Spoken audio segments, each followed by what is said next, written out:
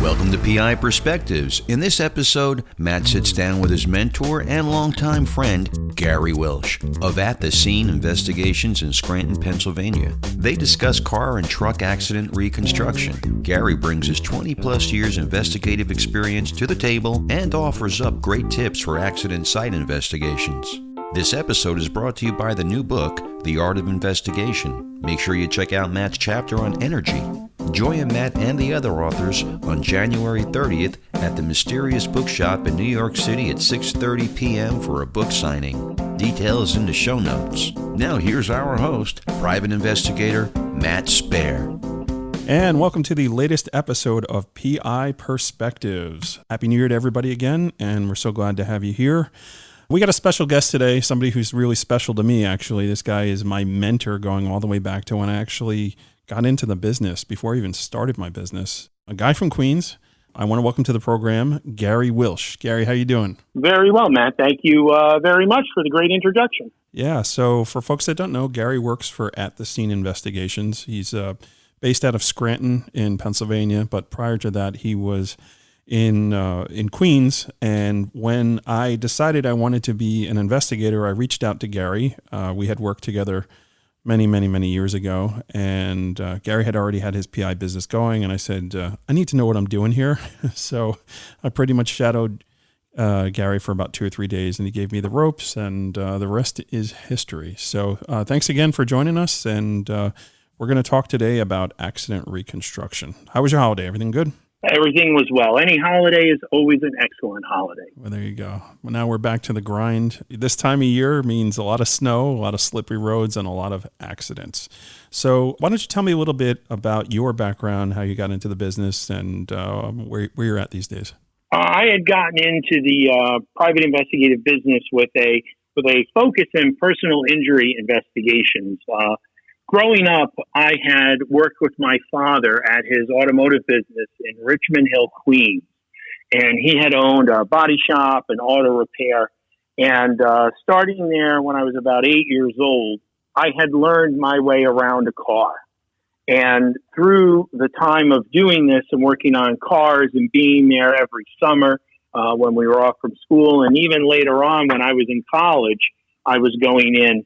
And my father, had me start off with doing all the cleaning when I was 8. And then as I got older, I was able to take on much greater responsibility. With regards to vehicles, the only thing I never did was paint a car. I had completed everything else from engine removal to transmission removal and installation, brakes, tires, engine service, tune-ups, etc. So my knowledge of a vehicle. Yeah, it sounds like you were pretty good cheap labor there, right? Very much so, cheap labor. Very long hours. My father would actually come in by 5 a.m., and we would usually leave at around 7 o'clock at night. Wow. That's how he got the work ethic, right? So that's awesome. So, I mean, that laid the foundation for you really to understand auto cases. I know that was something that we've always talked about, right? Understanding the ins and outs of a motor vehicle, and then trying to put together how an accident happened and understand it. I'm sure that gave you an advantage when you're looking at the remains of a vehicle after a heavy accident. Yes, very much so. When you look at a car or a tractor trailer or even a motorcycle, it doesn't matter. You have to look at the overall damage and go beyond like the fender or beyond the door. You have to start to look into the frame and into the unibody to see how deep the damage went in, because that tells you energy. Right. And I always found it to be really interesting, right? So the age of a vehicle will definitely determine how the energy is dispersed, right? The older the vehicle, the metal now starts to soften a little bit and it's distributed a different way. I don't pretend to be a full-time accident reconstructionist. I've tailed a couple guys. I've been out on a couple jobs, and just, that was one of the things that always stuck with me. I thought was really interesting. One thing that you can certainly tell is when there's a car from the Northeast rather than from down south, because the salt and the brine that they put on the roadways really makes a difference to the undercarriage of a car.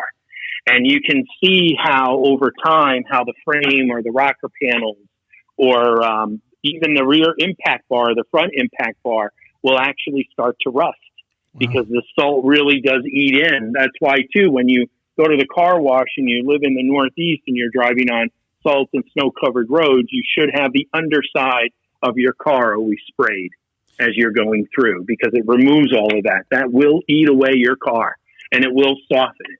Will it happen in 5 years? No, but 10, 11, 12, 13 years, you will definitely see a major difference. Yeah, something tells me if they have a Go Patriots bumper sticker on their bumper, that may give it away too. That would definitely give it away, yes.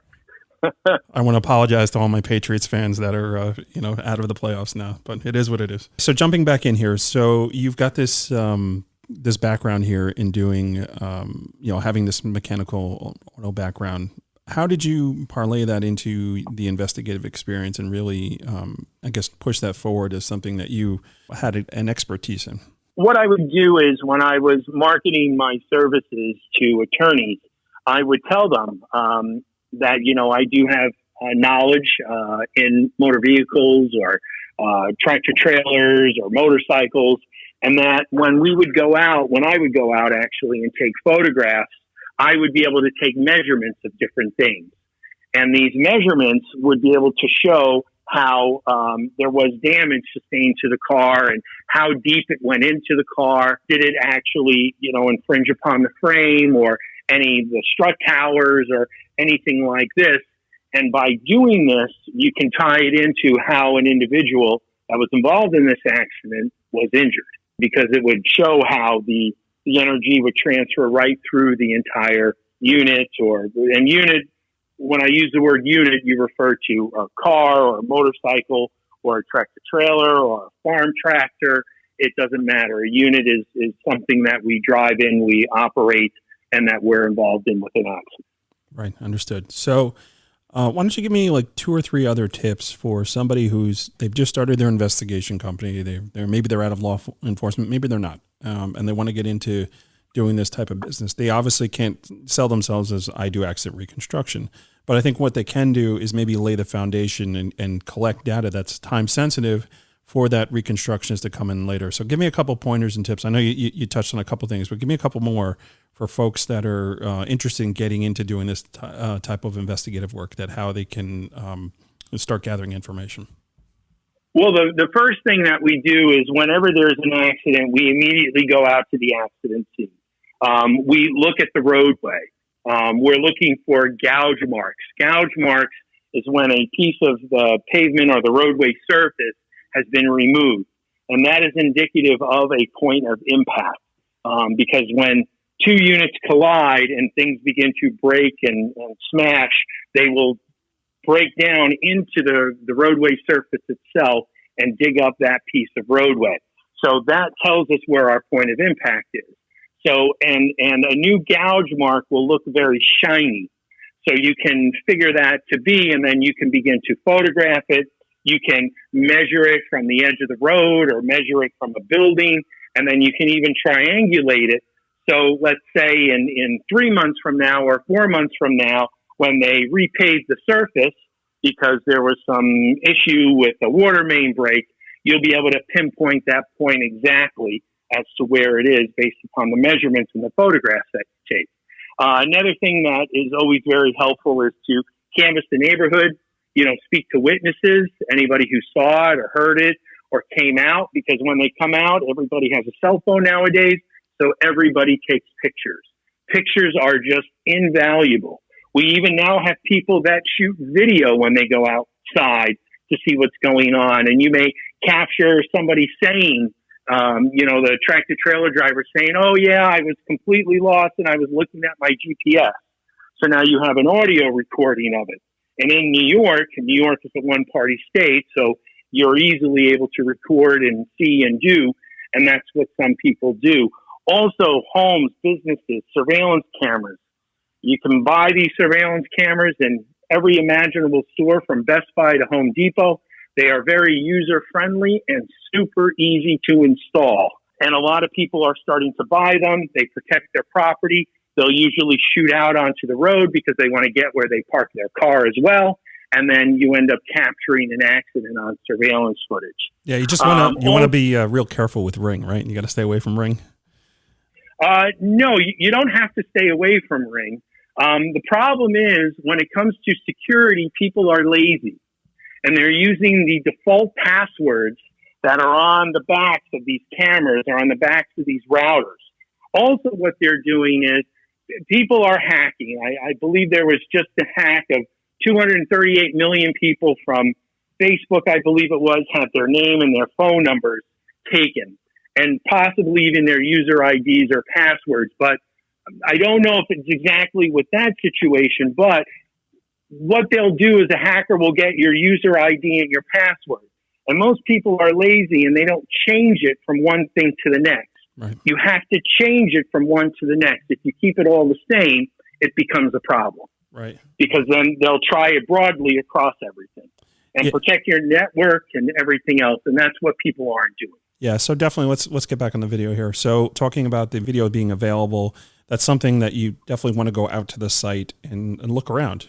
Sometimes you'll see law enforcement video cameras, like here in New York, they have a whole bunch of those, but sometimes there is that private family, which we were just talking about, so going out and canvassing and also doing the electronic canvas, right? Going online, social media, apps like Citizen, where people will post, real time as accidents happen. And, something like Citizen is interesting because yes, it's after the fact, but if it's showing the vehicle, how the vehicle is positioned, it could be a game changer. Like there was a case I worked on in Manhattan where it was a question of whether or not a bicyclist had been struck by a bus. So the police report was written that the bicyclist had lost control on the road and fell down, and there was no contact. There happened to be a bus next to it. Now, this guy had a head injury and didn't remember what happened. We were able to find somebody who posted on Citizen a kind of an after the fact and showed the bus. Now, why it was important is there were scuff marks on the bus from the bicycle. So that there was proof right there that the bike had actually come into contact with the bus. And, contact is very important when you're dealing with these types of cases. So it really was a game changer in being able to lock that down. So, using situations like that, canvassing both real time and online is really, really important. Those are good tips. You got one more to give the listeners here? Going off of your point with scene photos, of people going out and taking the scene photos. Also, too, once you have a copy of the police report, you can find out where the units that were involved are at a tow yard or maybe went to a salvage yard. Sometimes permission will have to be obtained for you to go in there, where the plaintiff's attorney or defense attorney would issue spoliation letters and then set up inspections. But if you go in and you inspect the unit, that will allow you to see, okay, there is this damage here, or no, there isn't damage. Same situation, a gentleman on a bicycle in a car. They were trying to say that the bicyclist ran into the front of to the right side of the car. When we went out and looked at the bicycle, and we went out and looked at the car, we could see that only the rear tire of the bicycle was damaged, and that there was scuff marks, very deep, dark scuff marks, where the rear wheel had scraped across the front bumper cover. So looking at this, we could tell exactly what had occurred, and that there was no damage to the front of the bicycle. Right. So going out and looking at the units that are involved is also crucial to do. And doing it in a legal manner, where if you need to set up inspections, the attorney would be able to do that, and talking to the other side. Right. Also with that, a lot of people have dash cams, especially with tractor trailers. Right. This is just, an overwhelming factor of evidence that you're able to look at and examine. And the dash cams, especially in tractor trailers, show the driver and show what's ahead of him, exactly what the driver is doing at that time. Right. We're going to jump into the tractor trailer stuff in just a minute. We're going to take a quick break in just a second, but I wanted to give one more tip, something that just came to my mind here. And it's not even really a going out to the scene and doing something, but having the smarts to have a preserve letter, like just a template for your client, is something that could also make you look really, really good. So there are some attorneys that I deal with where maybe they're not experienced, or their paralegal has no idea what exactly needs to be in that letter. Just having something that you could give to them makes you look like $1 million. Say, hey, this is typically what we use to do this. Just, plug and play, put in what you need to put in over here. And, we'll be able to serve that letter while we're out there or do what we need to do.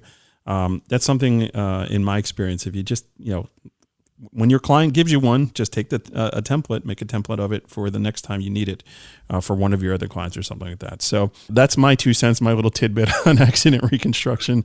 Very helpful. Yeah, very helpful, right? We're going to jump out real quick and just take a quick sponsor break. And when we come back, I wanted to talk a little further about the tractor trailer, because that is something that Gary actually focuses on, and we're going to dive in a little deeper on that. So we're going to jump out. We'll be right back. This episode is brought to you by the Society of Professional Investigators. You can find the SPI website at spionline.info. Be sure to look out for the first international conference on medical serial murders hosted by SPI in New York City on March 20th, 2020. And welcome back to PI Perspectives. We are back here with Gary Willsch from At the Scene Investigations in Scranton, Pennsylvania. Welcome back, Gary. Thank you. Before we took a break, we started diving in a little bit with the tractor trailer investigations, and you were talking about videos on tractor trailers. So why don't you bring us back up to speed on that, and let's talk a little further. And then there was an example we had talked about before we jumped on to record the episode that I think kind of makes sense here too, with a driver claiming one thing and then figuring out once viewing the video that it was something else. So why don't you jump back in? Yeah, so with tractor trailers, if they do have dash cams, the dash cams capture the driver, exactly what he's doing, and then what's ahead. Some dash cams you will have actually side cams, and you'll get the sides of the bus or the sides of the tractor trailer or the back of the tractor trailer. School buses I have seen, will have cameras everywhere. But the tractor trailer cameras are usually recorded onto an SD card. So when you come back to the preservation letter, the spoliation letter, you want to be sure that the attorney is requesting any type of dash cam footage that be preserved and saved. And when you go out and do your inspection, everybody collectively from the defense side and the plaintiff side is able to remove the card, go to a common place where everybody can stand or sit. One person uses their laptop and the footage is downloaded and then divided up and given to everyone for later use or viewing, or you can even view it all together. But we had a case where a tractor trailer driver said that our client had rear-ended his tractor trailer while he was driving down the interstate. This particular tractor trailer had dash cam, so we went to the footage when an inspection had been set up, both sides. All the experts were there and everything else. SD card was removed, the footage was downloaded, and we sat there and watched it collectively. You could see how the tractor trailer had actually pulled off to the side of the road, the driver. For whatever reason, I don't know, that would come out in a deposition. He decided to re-enter traffic, and he had actually cut our client off. And that's when our client had rear-ended him. And the dash cam footage, you could see the shakes and the lights exactly when the impact occurred. And then he immediately braked and then pulled over to the side of the road. So we knew that this accident had happened. Without the dash cam footage, we would have never known this. There wouldn't have been no way to know this. Yeah, and that's really interesting because it's not actually showing the impact, right? It's not actually showing like, oh, here's one. It was not, no. But you're able to, use investigative technique, and it's pretty obvious when it happened. But it's amazing, and like you said, some vehicles have cameras all around, and some just have in the front here. So you never really know what you're going to get until you show up. I mean, not every truck has a camera either, so. No, but what we're also seeing, Matt, is on motorcyclists, they'll have a GoPro on their helmet. Cars now are putting the rearview mirror, it attaches to the rearview mirror a dash cam. And then they're stopped at a traffic light, capturing the intersection perfectly. And then here you have this accident occur because one ran the red light and the other had the green light. And here these dash cams or rearview cams are actually picking this up. Yeah, it's helping with extremely liability. Helpful. Yeah, helping with liability. Yeah. Who's responsible? And it's becoming extremely common. Yeah, I mean, every time I see that, I always think of those videos back in Russia. The people just like, they look at the car as it's approaching, and then they run over to the car and jump on the hood and then fall on the ground like, I'm dying. Overseas, over the pond, as they say, it's a great concern in Russia with insurance fraud. Right. Big problem. Yeah. So we're going to come back to Pennsylvania here and talk about trucks here. So how did you make that decision, or when did you see the trend? Like, okay, so tractor trailer accidents, maybe this is something I want to focus on and dig a little deeper into. Well, tractor accidents in general occur all the time. As long as there's a human being sitting behind the wheel, this is something that will happen. It will occur. What I had found with tractor trailer accidents is there was a greater level of frequency because there's more of them on the road. And then you also have a human being that's behind that. Now, that human being is sometimes trying to push getting their load to where they have to get it to because there may be some type of incentive, or maybe they have plans and they want to get done with it sooner so they can go on that trip or be home for a kid's graduation or something like this. So you would start to see it a lot more with tractor trailer drivers because that's their job. You and I basically drive, for our errands or to and from work, things like this. So we're not always pushing the envelope with sleep deprivation or using a controlled substance to help stay awake. We're not doing any of that. When the weather is bad too, tractor trailer drivers, still have to get their load there within a certain time period. So when there's snow or ice, they will sometimes push the hammer down so that they can still make it in time. And that, possesses a danger for everybody who's on the road and sharing the roadway with them. Yeah, we were talking earlier. There was a mega accident yesterday in Pennsylvania involving a tour bus and a UPS truck and a FedEx truck. There were like 60 people injured, 5 people killed. It's crazy how sometimes you just don't know how these things are going to happen, and everyone's got their own agenda and what they're doing. And maybe it's the tour bus losing control, or maybe it's the guy with the delivery trying to keep his schedule going. And obviously we won't know until they start getting out there and reconstructing it and putting it together and seeing exactly what happened. So there is certainly a need for what we do when it comes to this stuff. Definitely is a need.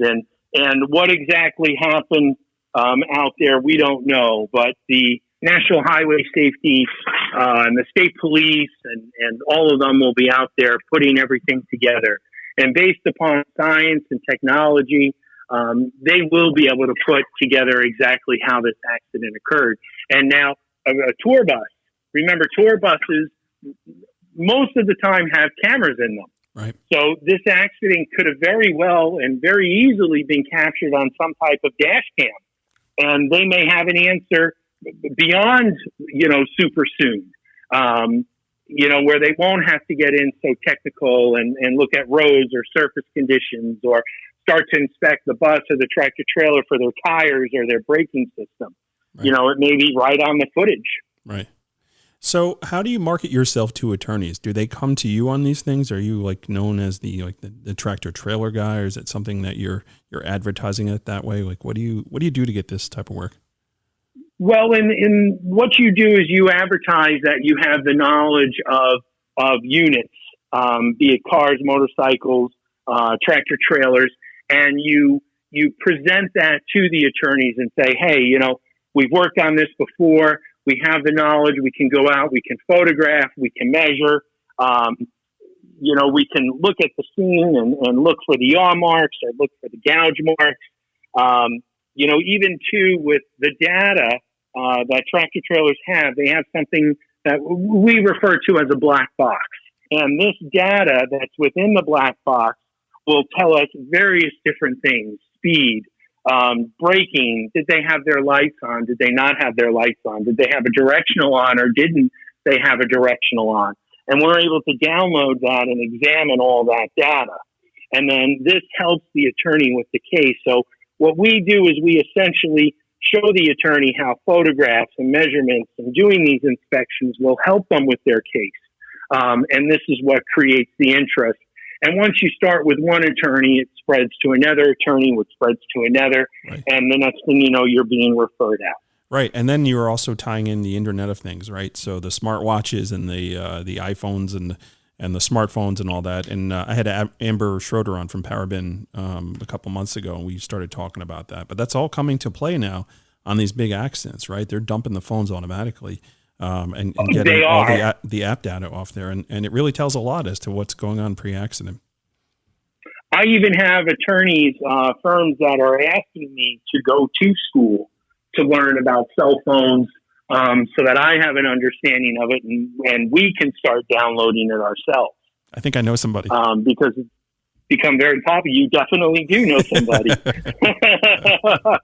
Because it's become very popular. Cell phone is with you all the time, everywhere you go. Right. It knows everything about what you're doing. Sure. And a lot of them, too, will use it for GPS and everything else. Right. And, too, you can figure out speed and see distances. And, if you're going 50 miles an hour, you should be there in a certain time, not, 85 miles an hour, which gets you there much faster. Right. Okay, so how long have you actually been doing the tractor trailer type work? I've been doing tractor trailer work now for about 14 years. Wow. Okay.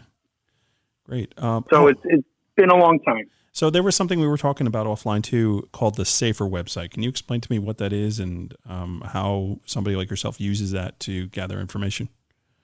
Yes. What the Safer website is it allows you to, it's from the Federal Motor Carrier Safety Administration. It's part of the U.S. Department of Transportation.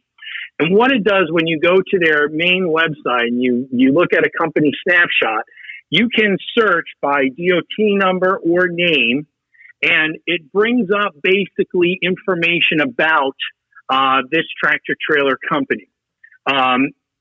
Once you're there and you're looking at it, it allows you to go a little bit deeper because the initial part tells you, are they active? Are they inactive? It gives you all their addresses.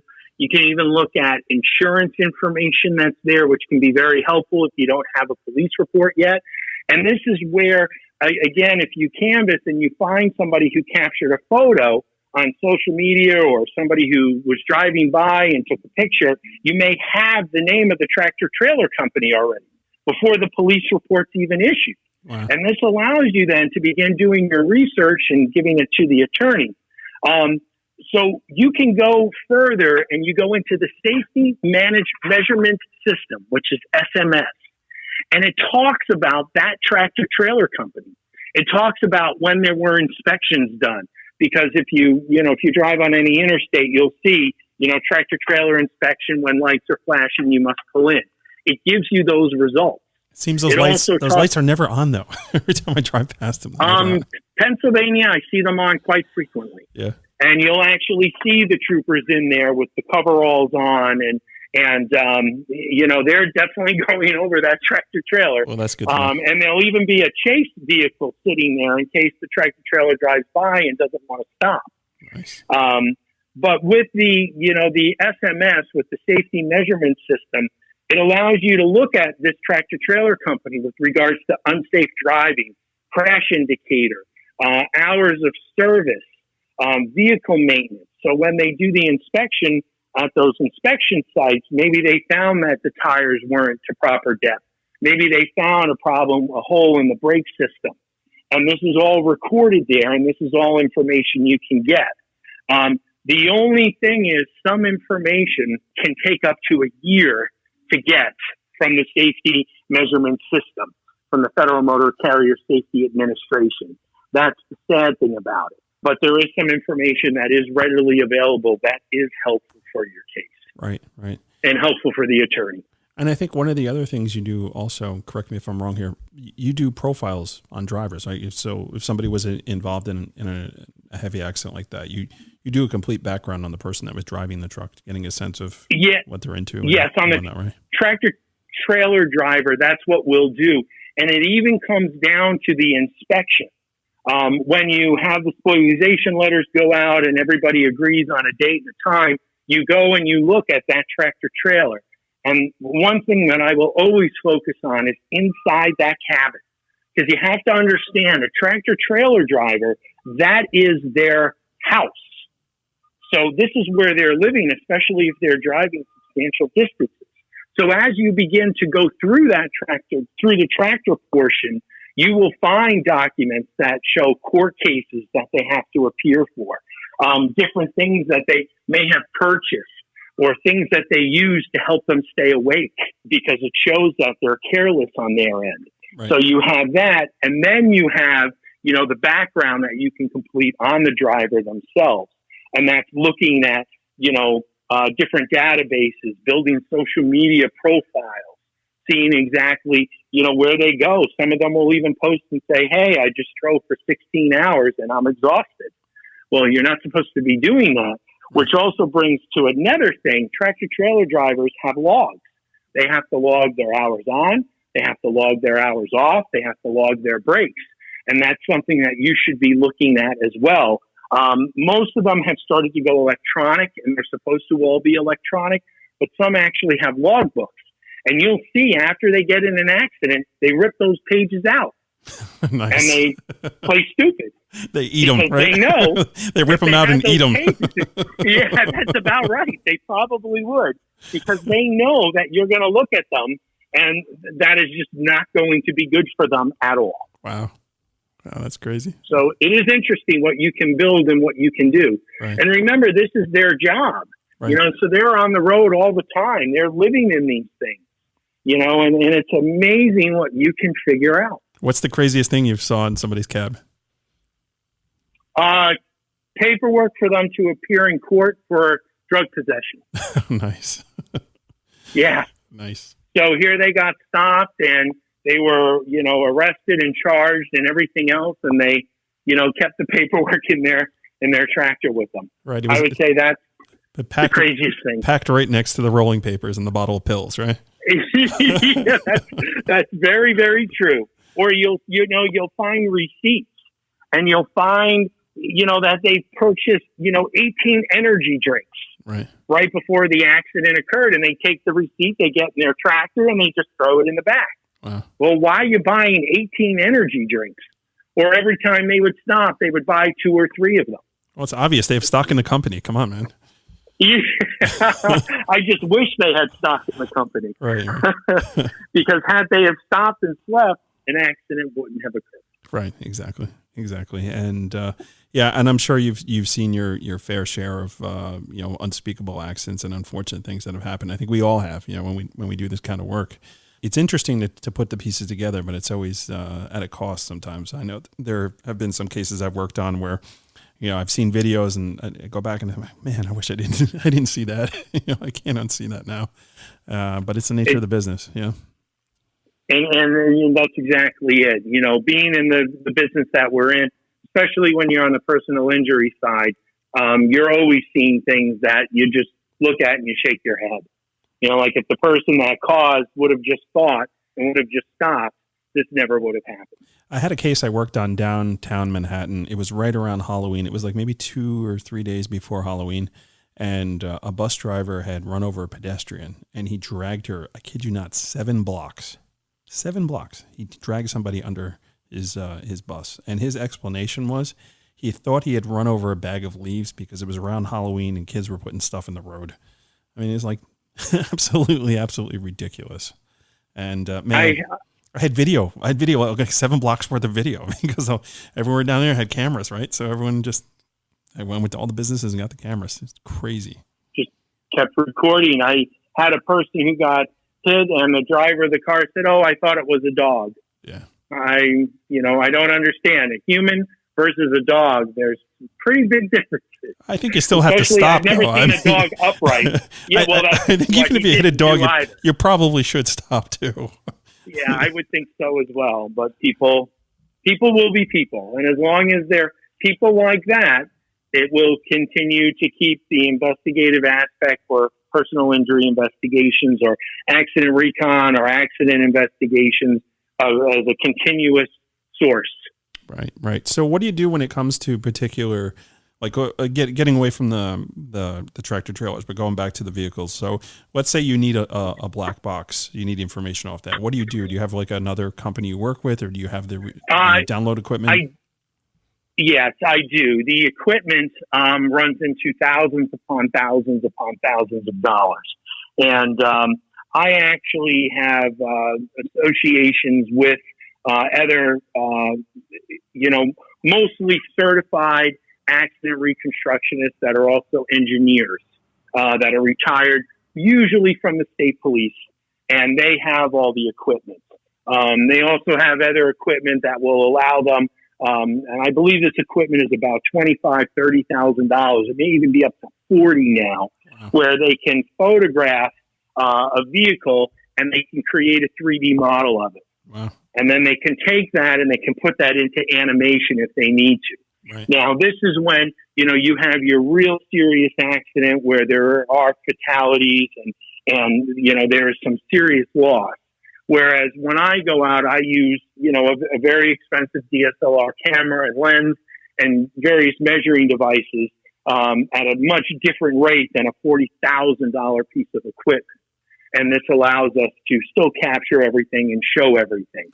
But yeah, I have an outside company that comes and does it. Yeah, and that's the thing though. Like there is a market for the regular investigator to go out and do the legwork on this, because a lot of times a reconstructionist is not going to get out there right away. These guys are like, well, the reconstructionist isn't going to go canvas. Right, exactly. These are engineers or these are guys that are making $350 an hour. Right. A lawyer just won't want to pay $350 an hour for them to go out and canvas. It's just. Yeah, it would be senseless. So that's why they'll use someone like myself. Right. It's a really good symbiotic relationship, right? If you can get in there and be known for like laying the groundwork for a reconstructionist you work with, I mean, that can be beneficial for everybody. I know like here in New York, there are a couple guys that I work with. And it's funny because there's one guy in New York, he's like impossible to book. And he works both plaintiff and defense. He's an expert. And it's like you hear that name and either the eyes are rolling, from the attorney, like, oh, not this guy again. Like I'm not going to get my report for a year because this guy is so backlogged. Sure. So, sure. It's funny. It really is. But getting to your point on networking and meeting people that have these expertise that do that. So it's more than just the investigator, right? So if you have the ability to meet an engineer that does reconstruction or do that, it could be beneficial for your own business by establishing that relationship. I know I just had one about 2 or 3 weeks ago, and I didn't do anything but connect the dots. And we worked out an agreement with the reconstructionist, and I know he's doing a great job and he's doing what he needs to do, and it's all based upon my relationship because I met the guy 2 years ago, and I don't even remember how I met the guy. But I opened my phone up, I put accident reconstructionist, the guy's name, telephone number, and when I got that phone call, I said, okay, I'll get somebody for you, and that's how I went about doing that. And it works well. You can really build up a rapport with them. And for the certified accident reconstructionist and the engineer, they'll say to the attorney, hey, you should probably go out and canvas. You should probably go out and do this. You don't want me to do it, but I have this great investigator named Matthew Spare who can go out and do it for you. All lies. For us. All lies. I'm not great. Yeah. I'm the wizard from the Wizard of Oz, right? But thank you for that. Yeah. Sure. And that's the thing, right? So I had that with a photographer too. So a guy who was like a trial photography expert. He was not an investigator, nor did he have any designs to do investigative work. And we had a really great relationship for many years where he would feed me clients that were looking for investigators, which is work he didn't want to do. So that worked out really well. We are going to start to wind things down here. Gary, why don't you tell me where everybody can get a hold of you if they're interested in talking shop with you? They can reach me at area code 570-842-3366. My direct extension is 2. We are also reachable by email. My direct email is G for my first name, then my last name, which is WILLSCH, and then the @ symbol, and then the name of my company, which is atthescene.com. Those are the 2 best ways to get a hold of us. Right, and obviously you can go to atthescene.com to get more info and hook up with Gary that way. And we'll have on the show information, we'll have all links and clicks on how to get a hold of Gary. So, hey man, this was great. I enjoyed catching up with you and talking shop with you a bit. I want to thank you for taking the time. I found this to be very informative. You definitely came prepared, and I appreciate that, Gary. Thank you so much. Thank you as well. It was definitely a pleasure being on the show. All right. Truly an honor. Great. And thank you, everybody, for tuning in, and we will see you on the next show. Take care. We appreciate you listening to this episode. As you can hear, Gary's a pro in his field of expertise. Now feel free to reach out to him for more. Link in the show notes. A special thank you to The Art of Investigation, Also, SPI and Satellite Investigations for sponsoring the episode. Next week, we welcome Dr. Chelsea Binns. Dr. Binns is a professor at John Jay College of Criminal Justice, the co-author of The Art of Investigation, and the immediate past president of the New York chapter of the Association of Certified Fraud Examiners. Now have a great week, and thanks for tuning in to PI Perspectives.